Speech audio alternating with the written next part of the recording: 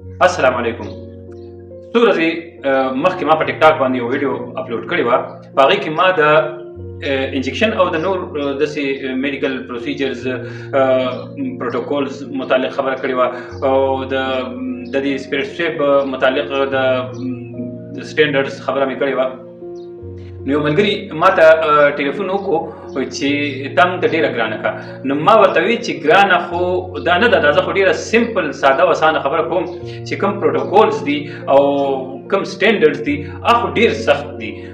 ګورئ د های کوالټۍ سپیرټ به اخلي، تقریبا 60 to 70% الکوهول کمبینیشن چې بیا د ښه کوالټۍ مالوچ به ساتي. لستوڼې یا شلوار هغه اوچتونه یا ښکته وي چې مطلب سکین ته کولو کې ډېر خلک دغه د پاسه کوي، هغه مجبوریانې دي. خو سټینډرډز خبره کوو چې هغه دا دی چې سرمن به کولاوې 30 سیکنډ پورې به په هغې باندې سپیرټ سویپ وهي، بیا 30 سیکنډ به نور انتظار کې چې دا ایواپوریټ شي، دا ځای مکمل ډرای شي، بیا به چې انجکشن وهي نو دې دوران کې سپیرټ سویپ به د هغې د پاسه پروتي چې د بار نه څه پیتوجین دغه ځای ته انفیکشن ونه شي. بیا چې ته انجکشن هم لګې نو د پاسه به پرې سنیپلاسټ دا وړې پټۍ چې کوي یا بله یو پټۍ هغه به پرې د پاسه ولګې.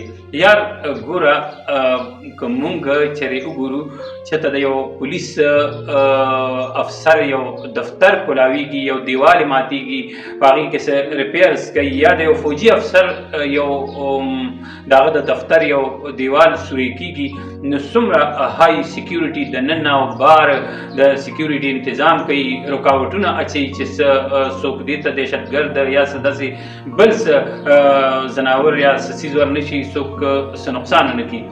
نو دا زمونږ قیمتي وجود چې دی دا چې الله پاک مونږ ته امانت راکړی دی او زمونږ لکه مونږ باندې دې خیال ساتل فرض دي، نو دا سکین چې دی دا زمونږ د دې قیمتي وجود باونډري وال دی.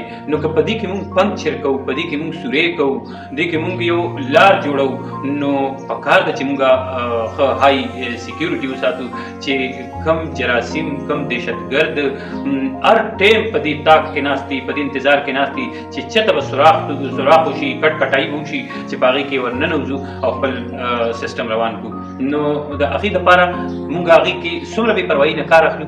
که چېرې د دې نیډل سره د هیپاټایټس وایرس یا د ایډز یا بل څه داسې خطرناک وایرس یا بکټیریا دننه لاړ شي چې د هغې امکان ډېر زیات وي دغه ټایم کې، نو څومره نقصان به وشي، انسان به څومره په ازمایش کې پروت وي، انسان ته به څومره تکلیف میلو شي.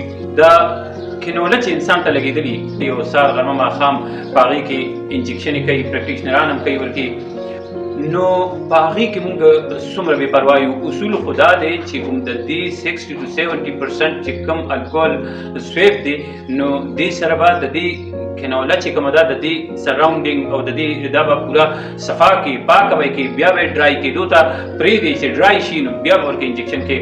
نو دغه شان د کومه وایل نه چې مونږ دوایي اخلو په سرنج باندې، نو اصول خو دا دی چې د دې باټل دا ډایفرام ټایپ دا سر چې دی نو دا به صفا کې، نو د دې نه به دوایي اخلي او بیا به یې انجکټ کې.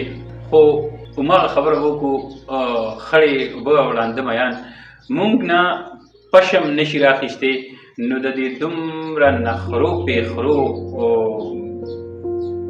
اهتمام مونږ چته کوو. مونږ خو صرف خپل کار توله کوو، نور مریض پرېشه او مسلې پرېشه. السلام علیکم.